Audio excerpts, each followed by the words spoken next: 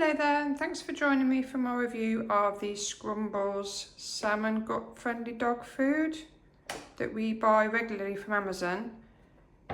Our dog is a really fussy dog, and if you don't vary his diet quite a lot, he tends to get bored and doesn't eat. And he does sometimes have trouble with loose stools, but he's not had any problem at all with this.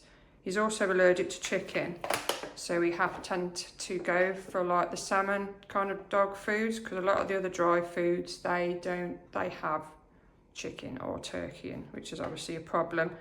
So I was attracted to this because of the natural ingredients, the fact that it's poultry free, it's a grain free recipe, and it does have added probiotics. And when I checked out the reviews, they were really promising, so we tried this and he's done well on it. He actually has this every other day sprinkled on the top of his wet food, just to add a bit of texture and add a bit of interest to his normal food. But I wouldn't hesitate to feed him this as of all of his food if I didn't want to change his food again, which I don't. So the feeding guidelines are on the side, but as I said, I just give him a handful every other day to vary his diet a bit.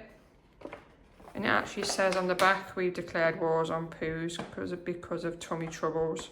So that's why they focused on healthy, gut-friendly probiotics. Sorry, I can't even say that properly. So yes, he really likes this.